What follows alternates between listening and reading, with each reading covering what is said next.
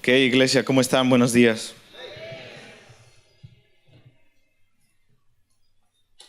Hoy tengo el sentir de Dios de poder compartirles algo que compartí ayer a la iglesia y expandir más debido a que no tengo a mi amigo Víctor aquí, que siempre se divide la mitad y la mitad con la traducción. Pero, no, y eso que es súper rápido. Gracias, Víctor, por ayer y siempre estar ahí. Pero tenemos un poquito más de tiempo hoy. Quiero hablarles de algo que es, muchas gracias, que es parte crucial para nuestro cristianismo. Es estar a favor de Israel. Es un tema muy importante. Es un tema que es más que un tema, es parte de lo que le dijimos sí al Señor. Cuando le dijimos sí al Señor Jesucristo, tú formaste parte de una familia espiritual más grande que Houses of Light. Es una familia espiritual que tiene que ver con el cuerpo de Cristo en el mundo. Y también le dijiste sí al Señor, a su plan que Él tiene para las naciones y para Israel. Entonces, el tema de hoy es un tema que todo cristiano necesitamos empezar a adentrarnos. Dios lo está resaltando en el cuerpo de Cristo. Dios lo está resaltando. El enemigo está resaltando el tema de Israel también en las naciones. Satanás odia al pueblo judío y al pueblo de Israel, y también odia la tierra de Israel, esa área geográfica por la cual todas las naciones están peleando en el Medio Oriente. Dios ama esa tierra. Dios puso sus fronteras, Dios las estableció y ningún hombre las puede modificar. Ningún otro pueblo puede tomar lo que Dios designó para el pueblo de Israel. Y más que el pueblo de Israel, lo que Dios designó para su Hijo Jesucristo, esa es la tierra de Él. Toda la tierra es del Señor, pero esa parte de Israel, esa parte geográfica y esa ciudad llamada Jerusalén es lo que Dios escogió como estrado de sus pies para reinar por siempre. Como les digo, el enemigo está enfatizando este tema, esta realidad, con su narrativa de antisemitismo en las naciones. Es algo que es el tema de los tiempos, en estos últimos tiempos. Y la Biblia nos anunció en los últimos tiempos, en la Biblia, dijo que este tema iba a ser algo, la Biblia lo llama la piedra de tropiezo para las naciones. Israel fue y va a ser una piedra de tropiezo para las naciones. ¿Qué quiere decir? No puedes evitar ese tema. Entonces, tú puedes mañana decir, yo no quiero nada del Señor Jesús, yo voy a vivir mi vida, lo cual espero que ninguno aquí diga eso. Tú puedes decir, yo puedo vivir mi vida, o la mayoría de la población del mundo puede decir, a mí no me interesa nada acerca de Jesucristo, ni soy cristiano. Todos ellos, cristianos, no cristianos, ateos, no ateos, todos van a tropezar con el tema de Israel. Es la piedra de tropiezo, es la piedra en donde Dios la puso a esta nación y a este pueblo judío en las naciones. Lo puso como una piedra de tropiezo. Ningún hombre puede negar que Dios existe, porque existe un pueblo que ha sobrevivido miles de años de persecuciones y Dios los ha mantenido de una manera sobrenatural, con una gracia sobrenatural que ningún otro pueblo tiene. Ellos siguen teniendo todo el dinero del mundo, tienen un favor inmerecido, y muchos de ellos no conocen de Jesucristo, y aún así Dios tiene un favor hacia ellos. Entonces las naciones que dicen, yo no creo en Dios, voltean a ver a Israel y es una piedra de tropiezo. Dios dice, ok, no crees por la creación, no crees por el testimonio de mi iglesia, no crees en Jesús. ¿Qué haces con el pueblo de Israel? ¿Cómo justificas el hecho de que aún siguen sobreviviendo a través de todas las persecuciones y aún así tienen todo el dinero del mundo, tienen el favor de Dios? Las naciones no pueden negar que Dios existe y que la palabra de Dios es la única verdad, debido a que hay un pueblo que Dios ha preservado. Entonces el pueblo de Israel va a ser la conversación del final de los tiempos, y va a ser lo que Satanás va a utilizar y está utilizando, pero va a utilizarlo mucho más en los últimos tiempos para acrecentar su movimiento en contra de Dios. Porque lo que Dios ha hecho es innegable. Nadie puede negar que Dios existe cuando tenemos un pueblo frente a ellos. Entonces, hermanos, si nosotros no hablamos de este tema, el mundo lo está hablando. El mundo lo está hablando. Alguien dijo una estadística una vez, no la he podido comprobar, solamente las digo con alguna duda tal vez, pero estoy de acuerdo con que hay un gran porcentaje simplemente en YouTube.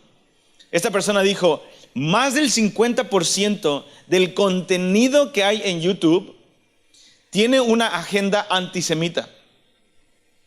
Antisemitismo o antisemita, cuando digo eso, es un odio irracional en contra del pueblo de Israel o en contra de los judíos.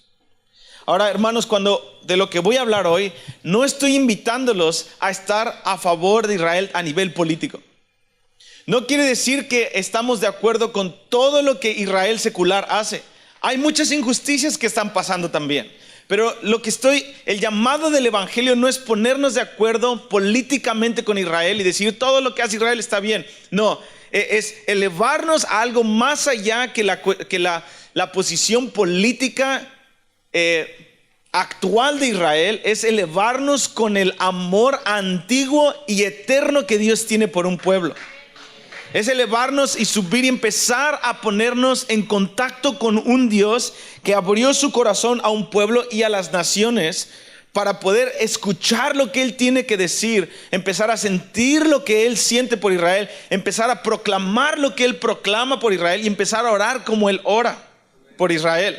Hasta el punto en donde Cristo es forjado en nuestras vidas y en el tiempo necesario nosotros como iglesia gentil en todas partes del mundo podamos representar a Jesucristo al pueblo judío. Representar a Jesucristo a las naciones también.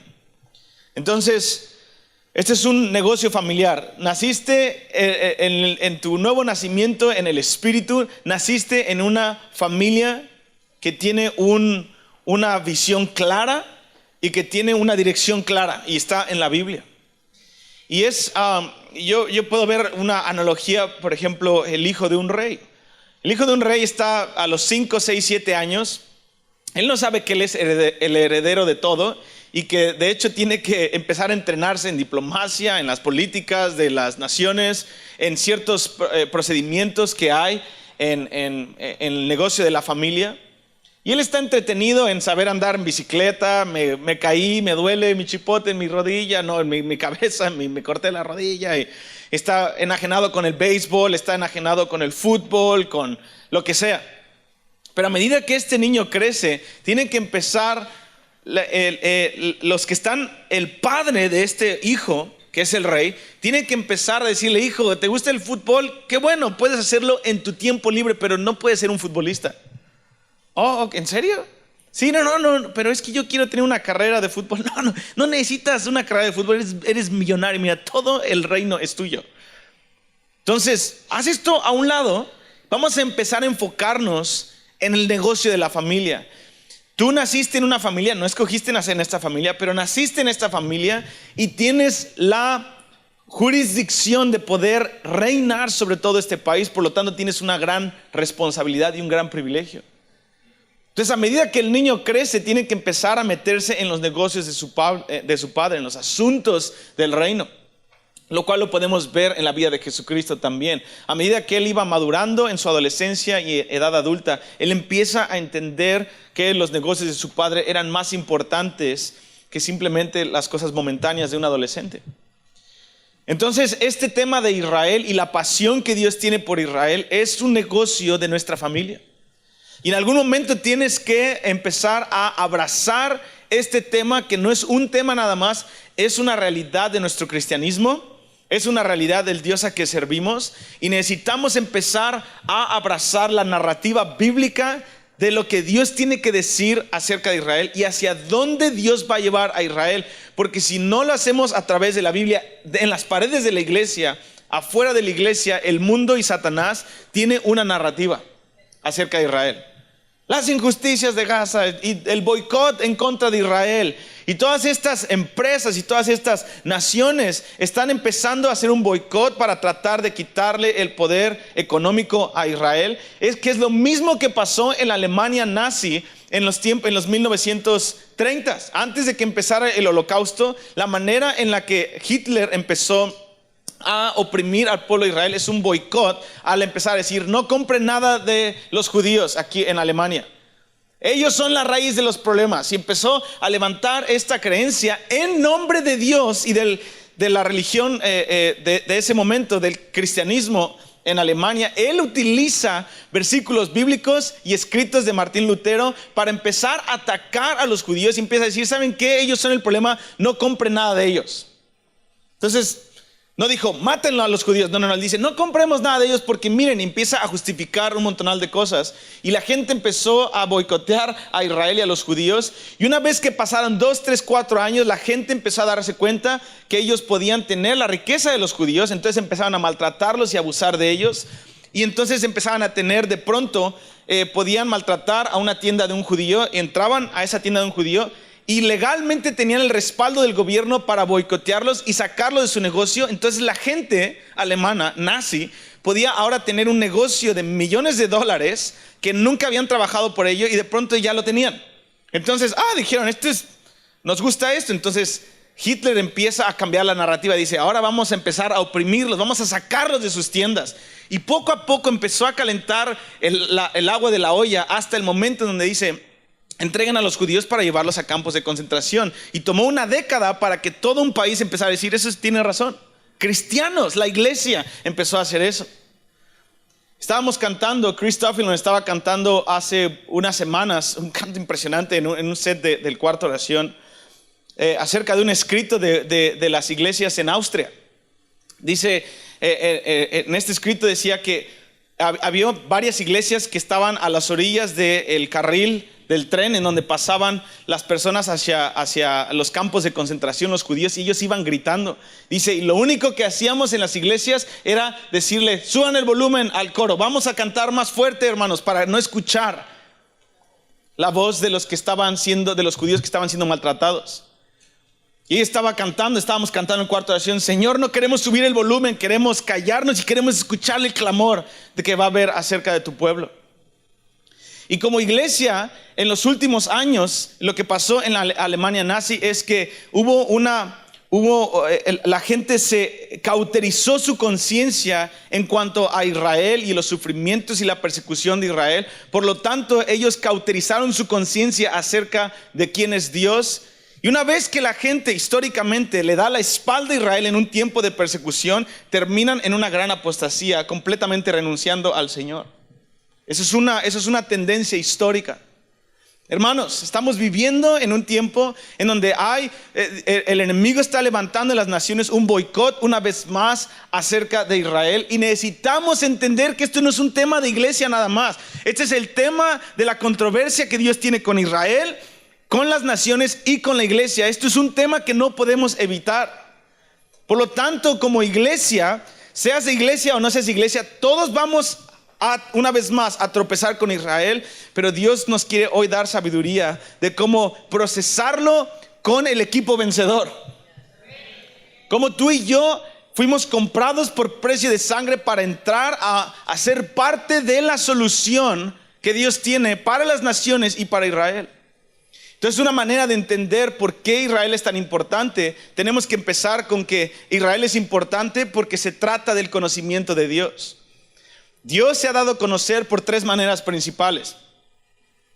Número 1, Dios se ha dado a conocer por Jesucristo.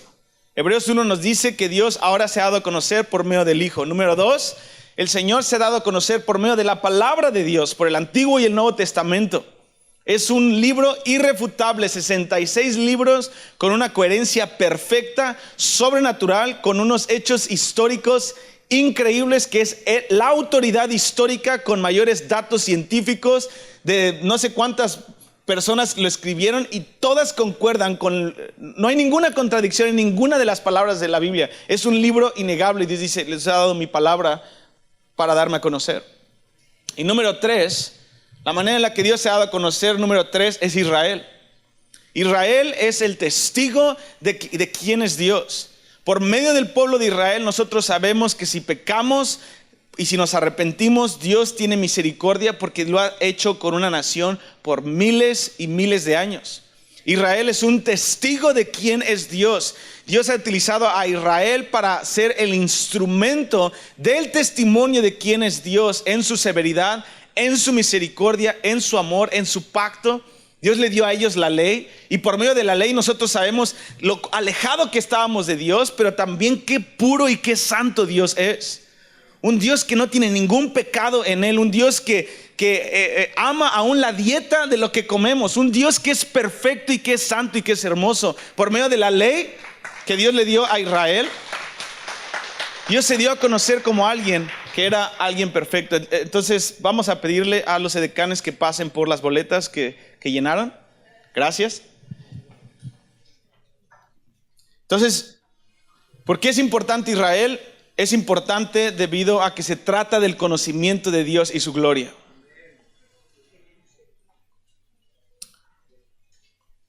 Entonces, para poder entender esto un poco más, vamos a entrar un poquito más. Tenemos, aquí tengo, ¿ese es el tiempo real? Ok, 39 minutos, vamos bien. Para poder entender esto, vamos a ver lo que pasó hasta Génesis 11. En Génesis 11 tenemos una rebelión tremenda del 9 al 11, después de que Dios resetea completamente y limpia toda la tierra al destruir con un diluvio a toda esa generación malvada, que había hasta gigantes en la tierra y un montonal de cosas inicuas. Dios pone completamente la tierra la renueva y empieza todo una vez más con la familia de Noé. Y pasa 1 y 2 generaciones para que se levante otra generación que se rebela en contra de Dios. Y tenemos ahí a Babel, tenemos a Nimrod, tenemos toda esta rebelión que Dios termina diciendo, hey, vamos a esparcirlos, vamos a crear las naciones. Dios crea las naciones, Dios crea los idiomas en su misericordia y los envía y los esparce en todas partes de la tierra. Entonces Génesis 11 termina con una incógnita de que Dios está comprobado generación tras generación que desde Adán y Eva hasta Noé, hasta Nimrod y todas estas generaciones, en 11 capítulos el hombre ha destruido la tierra y el plan que tú tienes una y otra vez. No podemos, Señor. Y Dios dice, ok, yo tengo una solución. Capítulo 12 de Génesis, la elección. La elección de Israel por medio de Abraham es el instrumento que Dios ha utilizado para salvar a las naciones. Ok, cuando Dios escoge a Abraham, en Génesis 12 se le aparece a Abraham, nosotros tenemos que empezar a entender, tú y yo como cristianos, que la elección de Israel no es porque son mejores que los demás, no es porque Dios los ama más que a nosotros, no es porque son increíbles. Abraham no hizo nada más que ser elegido por Dios y le creyó a Dios y le fue contado por justicia. Entonces, para entender la elección de Dios, número 1, tenemos que entender que Dios elige por su soberanía. Y cuando es algo que tiene que ver por soberanía y no por méritos, no hay nadie que se pueda jactar frente a Dios.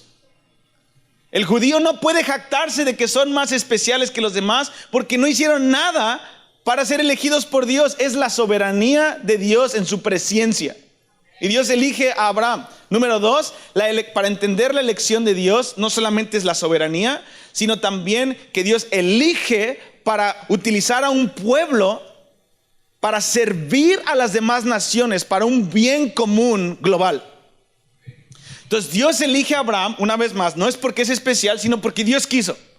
Dios lo elige porque Él está pensando, necesito un siervo, necesito un instrumento para salvar a todas las naciones que acabo de esparcir en Génesis 11. Por lo tanto, necesito un pueblo. Entonces, Abraham, te voy a elegir, Génesis 12, versículo 3, te voy a elegir y el que te bendiga va a ser bendito, el que te maldiga va a ser maldito, pero te voy a elegir porque estoy pensando en todas las naciones. Por lo tanto, tu tarea es bien difícil.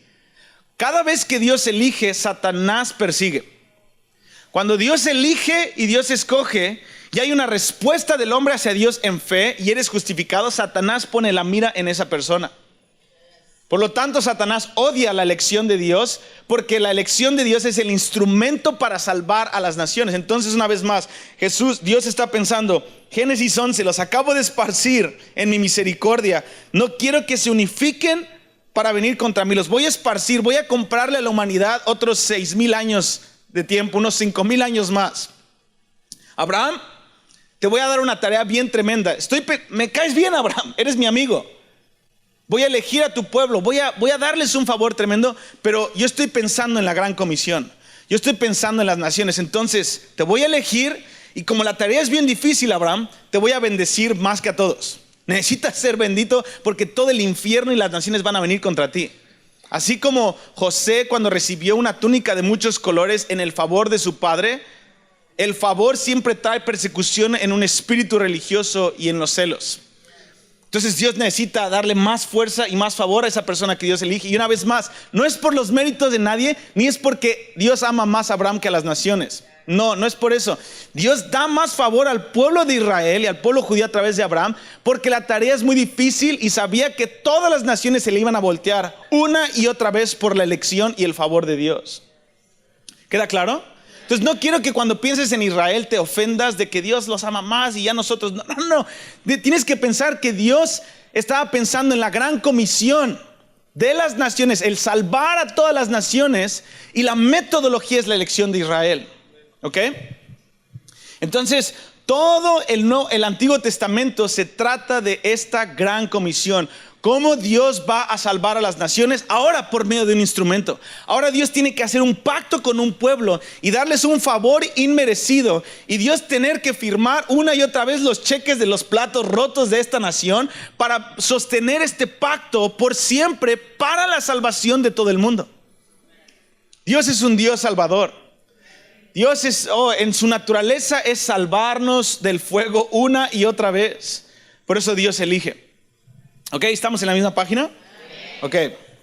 Esto te va a ayudar a entender el Antiguo Testamento. Los primeros 12 capítulos de Génesis son los más importantes para entender todo el Antiguo Testamento. Entonces, una vez más, para entender la importancia de Israel, tenemos que verlo a través de los lentes de la Gran Comisión. La Gran Comisión fue dada por Jesús en Mateo 28. Id por todo el mundo y predicad el Evangelio a toda criatura. Y háganlo desde Jerusalén, Judea, Samaria, hasta los fines de la tierra. Pero no fue la primera vez que la Gran Comisión fue dada. La Gran Comisión empezó una vez más en Génesis capítulo 12, versículo 3, con Abraham. Le dijo: Abraham, te estoy eligiendo, te voy a bendecir un buen, pero ¿qué crees? Todas las personas van a tratar de maldecirte, pero va a haber otras personas que te van a bendecir. Pero Abraham, te estoy escogiendo para salvar a todas las naciones de la tierra. Entonces, Dios, fíjense, ayer leíamos esto, que lo vamos a leer, la mayoría no estaba aquí. Vamos a Gálatas capítulo 3, versículo 8, un versículo clave para ver que la gran comisión, que el amor que Dios tiene por las naciones estaba siendo anunciado a Abraham miles de años atrás. Gálatas 3:8 dice: y la Escritura, previendo que Dios había de justificar por la fe a los gentiles, dio de antemano la buena nueva a Abraham, diciendo: en ti serán benditas todas las naciones. De modo que los de la fe son bendecidos con el creyente Abraham. Entonces, una vez más, el Nuevo Testamento no se trata de, Antiguo Testamento, Dios e Israel, Dios enojado, Dios mala onda. Nuevo Testamento, Dios feliz, Dios le pone pausa a Israel y Dios y las naciones gentiles. Y dice: no, el Nuevo Testamento es la continuación de lo que yo empecé antes de que Israel existiera.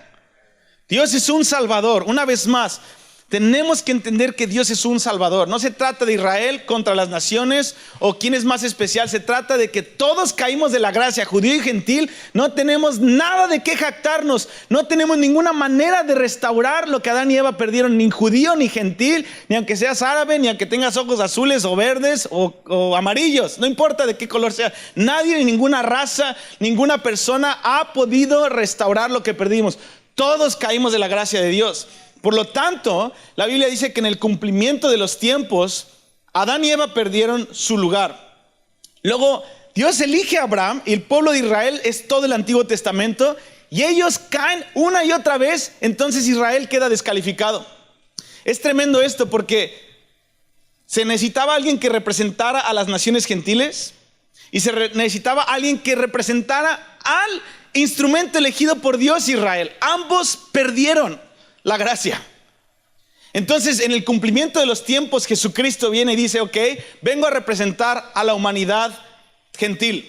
Entonces voy a venir como un hombre. Oh, pero vengo a representar a mi instrumento que yo elegí, que también fue descalificado. Voy a nacer como un judío y voy a representar en un hombre a ambos pueblos, y en la cruz voy a matar todos los pecados, voy a vencer sobre todo el pecado que ellos tienen, y voy a resucitar en victoria para entonces poder darle a la iglesia la victoria de ambos pueblos en un solo pacto. Es impresionante. No, Jesucristo es impresionante, hermanos. Lo que Él hizo, su compromiso es impresionante. Pero vamos un poquito a cómo los discípulos y Jesucristo procesaron esta situación en su primer venida. Tenemos obviamente en Mateo 21. En Mateo 21, Jesucristo entra al templo y empieza a volcar las mesas por segunda vez y empieza a decir, ustedes están descalificados. Él llega a Jerusalén, a Israel, y le dice, judíos, yo hice de esto una casa de oración y lo he hecho una cueva de ladrones. No están cumpliendo su función. Luego, capítulo 22 de Mateo, un capítulo después, Jesucristo empieza a soltar un montonal de parábolas en donde Él dice, Israel quedó descalificado, no cumplió su función. Yo creo que todos los judíos, los discípulos, imagínate como los discípulos pensando, ok, tú eres el Mesías, ya nos convenciste en los primeros 20 capítulos de Mateo. Tú eres el Mesías que vienes a salvar a todos. Pero Mateo 21 y 22 nos está diciendo que estamos descalificados porque no la libramos. Dice, sí, y también los gentiles. Todos están descalificados, nadie lo pudo lograr. Y luego en Mateo 23, Jesucristo empieza a reprender al sistema fariseico y termina llorando hacia Jerusalén en frente de todos los discípulos. Empieza gimiendo por Jerusalén, se lamenta por Jerusalén diciendo, Jerusalén, Jerusalén, que matas a tus profetas y a los que te son enviados. ¿Cuántas veces quise juntar a tus hijos, o sea, a las naciones, debajo de tus alas? No, has fallado Israel. Con la función que yo te di de reunir a las naciones bajo tus alas y aún a tus propios hijos.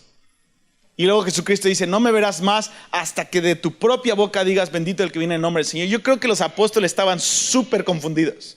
Esto no eran buenas noticias para ellos, como, tú eres el Mesías, ok, ya lo creímos.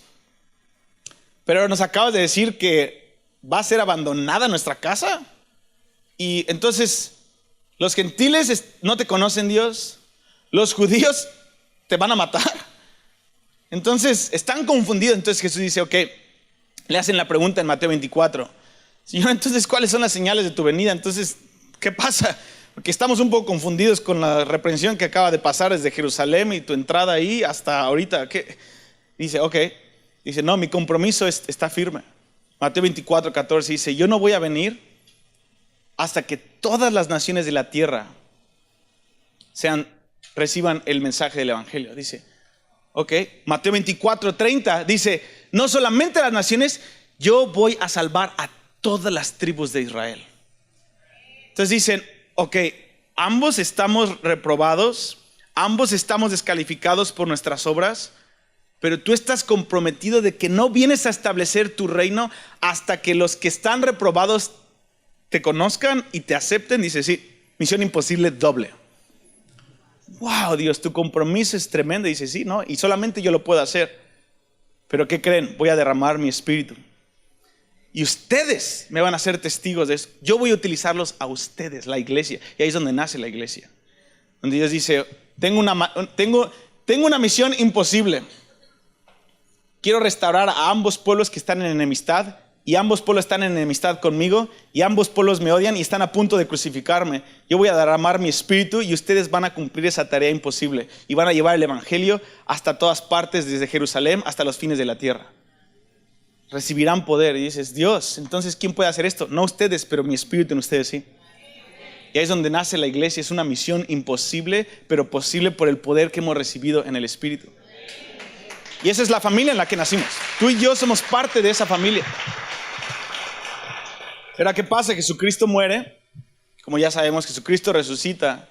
Y en Hechos 1 los apóstoles le hacen la pregunta antes de que Jesucristo suba al cielo. Le dicen, Señor, este es el tiempo en donde tú vas a derramar tu espíritu y donde tú vas a a restaurar todas las naciones, tú vas a restaurar el reino a Israel, Señor. Dice, ok, no es este tiempo, pero la pregunta es buena, sigue siendo mi intención. Él no dice, no, ya acabé con Israel, ahora se trata de los gentiles. Ni había gentiles todavía ahí. No hay ninguna teoría del reemplazo ahí. No hay de que somos el Israel espiritual. Jesús no dice, no, Israel ya se acabó. Qué tontería de pregunta. No. Israel ya no. Borra Israel y pon tu nombre, Pedro. Y dice, pero soy judío. No hay un reemplazo de Israel. Dios no cambió de idea en el Nuevo Testamento. Oh, sí, Israel, me crucificaron y ahora yo los voy a maldecir y ahora es la era de los gentiles. No, Él dice, no, mi plan sigue siendo el mismo. Pero ahora yo voy a cambiar el orden de la historia. Yo voy a empezar el evangelio con Israel, con un remanente judío, pero después yo lo voy a llevar a las naciones de la tierra. Después va a haber un endurecimiento de 2000 años de Israel, pero yo voy a madurar a una iglesia gentil junto con judíos, y en la plenitud, antes de mi segunda venida, yo voy a derramar mi espíritu una vez más, y va a haber un regresar hacia Israel.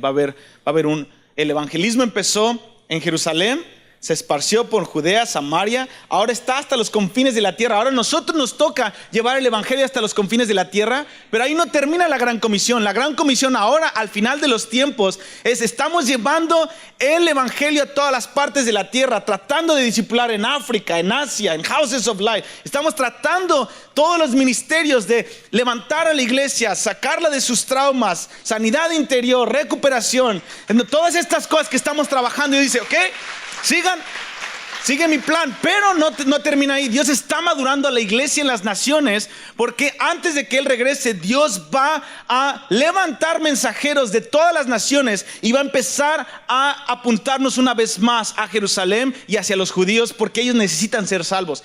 Ambos, Dios va a salvar a ambos. Dios utilizó en el Antiguo y en el Nuevo Testamento a Israel para salvarnos a nosotros.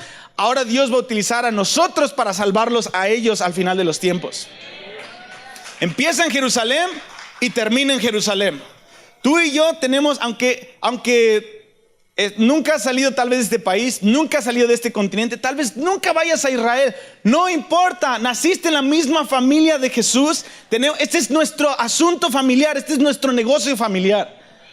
Tenemos una encomienda de madurar, de crecer en nuestra vida espiritual personal, pero apuntándonos y apuntando a nuestros hijos a empezar a interceder por Israel, porque si Él no es salvo, no es suficiente que las naciones sean salvas. Israel tiene que ser salvo para que el Señor Jesús regrese. Y me encanta que Jesús dijo, no solamente si Israel es salvo yo regreso. No, dice, ahora yo me comprometo también a que las naciones sean salvas. Si las naciones e Israel son salvos, entonces yo regreso. Y eso nos une en una comisión para traer al Mesías una vez más, por medio de la gran cosecha y la predicación del evangelio. ¿Está quedando claro? Entonces, es bien importante lo que tú y yo tenemos. Entonces, en Hechos capítulo 2, obviamente Jesús ya se fue en Hechos 1, y en capítulo 2, ellos están en el aposento alto, en lo que llamamos el Pentecostés. Y el Pentecostés representaba dos cosas, y representa dos cosas. Una, se celebraba el día en donde los judíos creen que fue dada la ley de Dios a través del monte Sinaí. En el monte Sinaí Dios baja y Dios da su ley, y Dios trae fuego y humo en ese monte, y Él habla al pueblo de Israel su ley. Toda la gente estaba impresionada, y Dios se da a conocer por primera vez en el monte Sinaí, y Dios se casa con el pueblo de Israel, según Jeremías 2. Dios se casa ahí con ellos, se desposa con ellos en el monte Sinaí con Israel. Entonces en el Pentecostés es el día exacto de la celebración de ese pacto que Dios hizo, de ese casamiento que Dios tuvo con Israel, y están en el aposento alto los discípulos contendiendo por el Espíritu Santo, y de pronto viene un viento recio, igual que en el monte Sinaí, pero él empieza a soplar en unos 120 discípulos en el aposento alto, y en vez de que viniera fuego del cielo sobre la montaña, viene fuego del cielo sobre sus cabezas.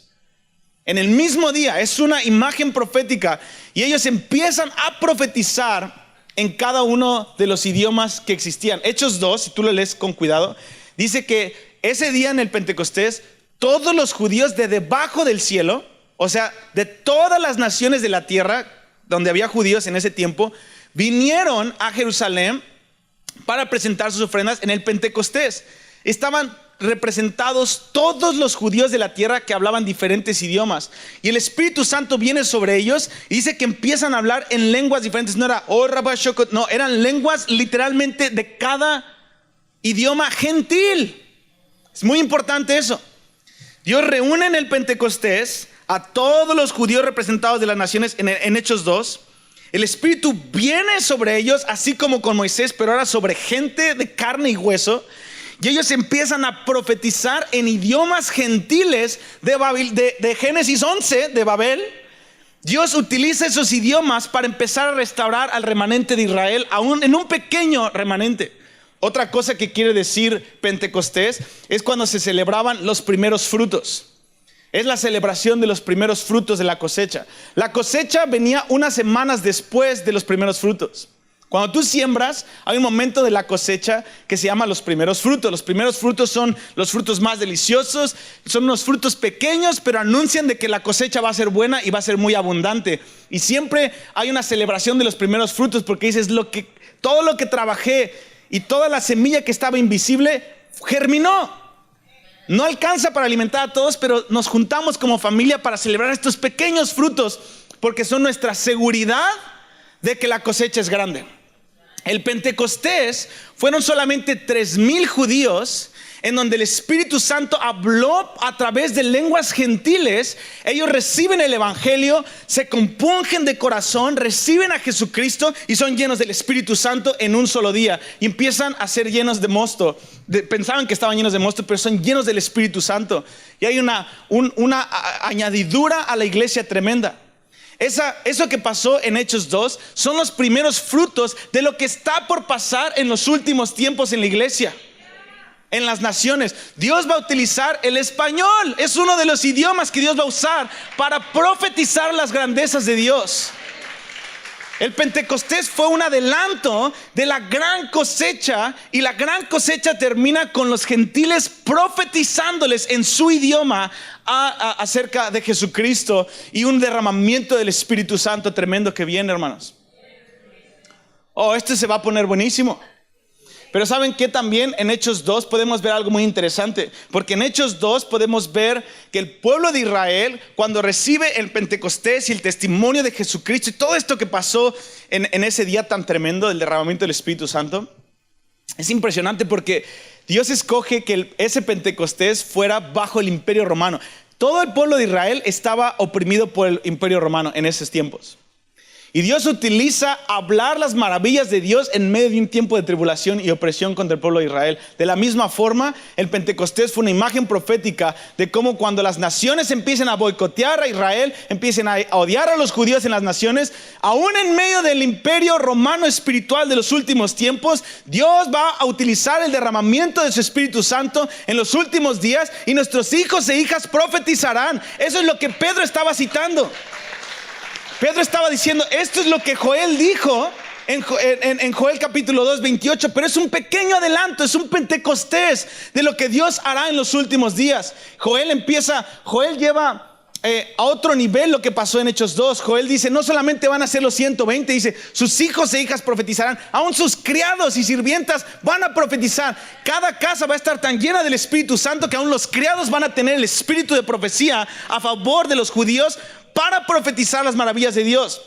Y dice, aún más que eso, Pedro estuvo para lo que experimentaron, pero al final de los tiempos yo voy a derramar señales en el cielo, vapor, humo, sangre, la luna se convertirá en sangre, el sol se oscurecerá. ¿Por qué? Porque el tipo de palabras que vamos a hablar acerca de Dios al pueblo judío, vamos a necesitar un respaldo de señales en el cielo para que sean palabras innegables. Dios dice, el tipo de misterios que la iglesia va a hablar va a ser tan contrariado contra el sistema de este mundo que yo voy a tener que mover el cielo y la tierra, voy a tener que derramar señales en el cielo y en la tierra para respaldar que lo que están hablando es palabra de Yahweh. Que no solamente son hispanos en Houses of Light hablando de una doctrina cristiana, no, están representando a Yahweh que viene una vez más por el pueblo de Israel. Y Dios dice, yo voy a levantar señales y prodigios y yo voy a derramar sueños a los ancianos y visiones a los jóvenes. Voy a mantenerlos, va a haber una generación enfocada con un poder sobrenatural para hablar las maravillas de Dios. Y dice, y todo aquel que clame el nombre del Señor será salvo. Dice, y habrá gran salvación en el monte de Sión en aquel día. Vamos a leerlo. Vamos a Joel capítulo 2. Me emociona esto porque se está oscureciendo la noche cada vez más, pero esto se vuelve más real para nosotros. Hermano, esto es parte de nuestro cristianismo. Terminamos con esto. Vamos a leer Joel capítulo 2. Y después de esto derramaré mi espíritu sobre toda carne. Y profetizarán vuestros hijos y vuestras hijas. Una vez más, no es nada más en nuestra reunión carismática. No estoy diciendo, no es eso, sino no solamente eso. Todo lo que te expliqué en los últimos 40 minutos, ese es el contexto de este versículo. Y después de esto derramaré mi espíritu sobre toda carne, y profetizarán vuestros hijos y vuestras hijas. Vuestros ancianos soñarán sueños, y vuestros jóvenes verán visiones. Y también sobre los siervos y sobre las siervas derramaré mi espíritu en aquellos días. Está hablando aún de los que trabajan en tus negocios y en tus casas. Negocios ungidos y casas ungidas. Y daré prodigios en el cielo. Conectados con la palabra profética, hay una confirmación del cielo que Dios va a decir: yo estoy respaldando esto a nivel cósmico. A ver, niégalo. Y daré prodigios en el cielo y en la tierra: sangre y fuego y columnas de humo. El sol se convertirá en tinieblas y la luna en sangre. Esto no es para espantar al pueblo de Dios. ¡Ay, el Apocalipsis! No, dice, no, esto es yo estoy respaldándote con señales innegables. Viene un tiempo en donde vamos a necesitar confrontar a los poderes políticos de las naciones acerca del plan de Dios para Cristo y para Israel y para la iglesia, que vamos a necesitar el temor de Dios al traer un terremoto, al traer un montonal de cosas que van a confirmar la palabra de Dios, porque eso es lo que pasó con Elías. En medio de un sistema satánico de Jezabel, él dice: yo soy Elías estoy en la presencia de Dios. Y lo primero que le dice: no va a haber lluvia por 3 años y medio. Y no hay lluvia. Entonces dicen: a ver, ¿qué estabas diciendo otra vez? Es ese tipo de señales. Y Santiago en capítulo 5 nos dice que eso sigue vigente aún para los últimos tiempos, para el justo, la vida del justo. Que va a haber una iglesia que va a estar caminando en justicia, que las oraciones del justo van a poder mucho. ¿Mucho en qué? De más números, más fama, no. Mucho para dar testimonio de las obras que Dios va a hacer en la tierra. Entonces continuemos. Daré prodigios en el cielo y en la tierra: sangre, fuego, columnas de humo. El sol se convertirá en tinieblas y la luna en sangre, antes de que venga el día grande y espantoso de Jehová. Y todo aquel que invocar el nombre de Jehová será salvo, porque en el monte de Sión y en Jerusalén habrá salvación, como ha dicho Jehová, y entre el remanente al cual él habrá llamado. Hermano, tú tienes una parte en esta historia. Tú tienes una parte en Houses of Light, en tu idioma español, para empezar a clamar por el pueblo judío. Y ese es mi llamado y el llamado de Dios esta mañana. Seas de casa de oración o no seas de casa de oración, si tú tienes el Espíritu Santo, este es tu negocio, este es parte de nuestra familia, esto es un asunto de familia. Y a medida que tú empiezas a clamar por el pueblo de Israel, Dios va a empezar a derramar entendimiento en tu corazón. Así que yo hoy quiero clamar y orar por ti, por el espíritu de profecía en estos últimos 5 minutos. Así que vamos a ponernos de pie y quiero orar por ti para que Dios te dé entendimiento y derrame el espíritu de profecía en tu boca y empieces a declarar cosas que están en la palabra. Tu voz cuenta, hermanos. Dios utilizó a 120 personas que le creyeron en el aposento alto para salvar al mundo. Aquí hay más de 120. Tu voz cuenta, hermanos. Tu voz cuenta, tu acuerdo cuenta. Y a medida que nos acercamos a este antisemitismo en las naciones, Dios va a levantar a tus hijos e hijas para profetizar la verdad del amor que Dios tiene por el pueblo de Israel. Si no los educamos nosotros, lo va a hacer CNN y los van a hacer diferentes otras cadenas de televisión que tienen su propia opinión secular. Señor, nuestros hijos e hijas profetizarán. Señor, te pido que Houses of Light y la generación, los niños, Señor, de esta congregación profeticen la verdad, Señor. Padre, declaramos que esta casa de oración, esta iglesia local es amiga de Israel. Dios, pon lo que tú sientes por tu pueblo en esta mañana. Sobrenatural, Dios. Sobrenatural, Dios. Padre, yo te pido que levantes y establezcas centinelas en los muros de Jerusalén, en esta congregación, Señor. En el nombre de Jesús, Padre, hoy decimos sí a tu llamado. Hoy decimos sí a tu llamado. Salva a tu pueblo Israel. Vamos a empezar a orar por Israel. Salva a tu pueblo Israel. Pedimos por los judíos de California, Dios. Sálvalos, Dios. Sálvalos y envíanos a nosotros. Sálvalos y envíanos a nosotros. Padre, trae citas divinas. Trae poder en nuestros labios, poder en nuestro estilo de vida. Cristo en nosotros, la esperanza de gloria. Tú lo has querido revelar ahora a través de los gentiles, este misterio que es Cristo en nosotros, la esperanza de gloria. Dios, ayúdanos. Padre, yo te pido un testimonio en nosotros, en esta congregación, a favor de Israel. En el nombre de Cristo Jesús, Señor. Como el cielo, el cielo.